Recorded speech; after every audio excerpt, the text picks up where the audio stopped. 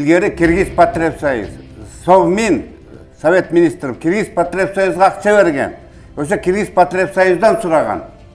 Бүт ошондо заготовительдер болгон, ошо переводчиктер болгон. Ошо система.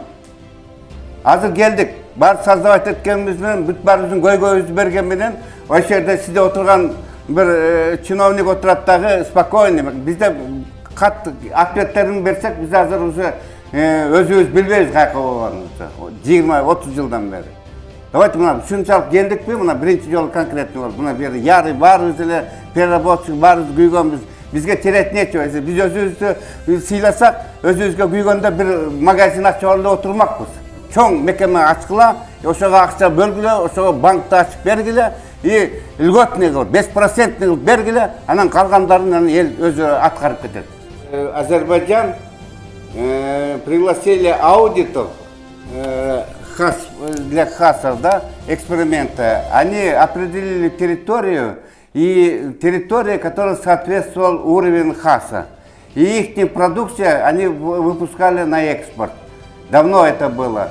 Вот только через швейцарском ХАС программы. Вот давайте мы создадим карантинную базу или какой-нибудь у нас это пилотного, и оттуда можно начинать экологическую такого чистую продукцию.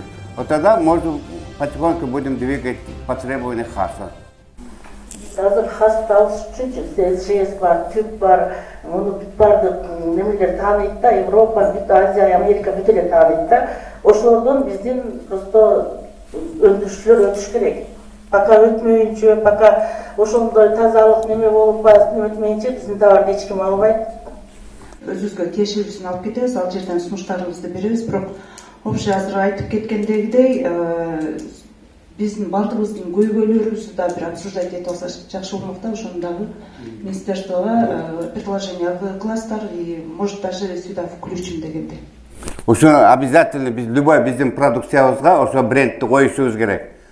Ата чипсиге коюп коет, а чипсини ким окуйт? Халал деп жазып коет, аны ким окуйт? Ошон үчүн биз бирсинде патентованный бренд бар, ошо Адал деген. Адал дегенден кийин бул значит Кыргызстандын продукциясы деген сөз. Ушуну киргизишибиз керек.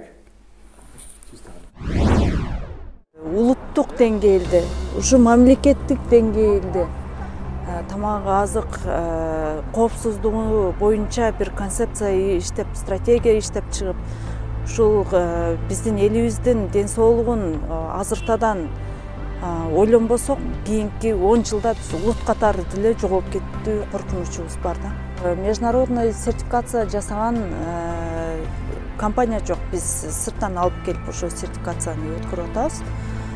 Ошол эле лабораториялар баягы эсир кездеги ошол жабдыктар менен отурушат. Жабдыктарын алып келсе дагы аларды иштей турган специалисттер жок.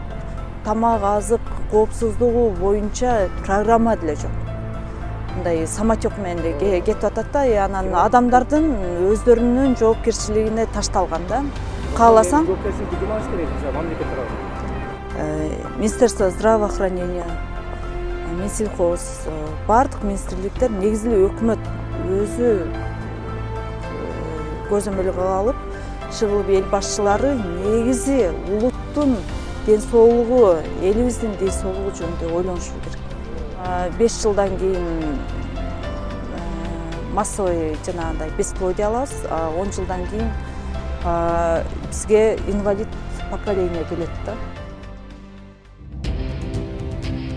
Ички рынокто коргогондо дагы ошол биздин өндүрүшчүлөргө шарт түзүп бериш керек. Шарт түзүп бергенде ошол эле сертификация мисалы, ошол эле лаборатория, ошол эле сапаты биз иштеп жүргөнбүз, иштей беребиз.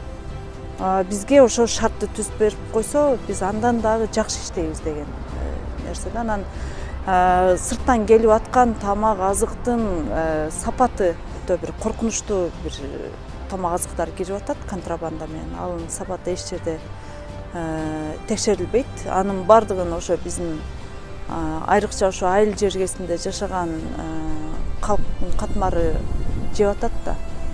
Анан ошолордун ден соолугуна зыян тийип атат.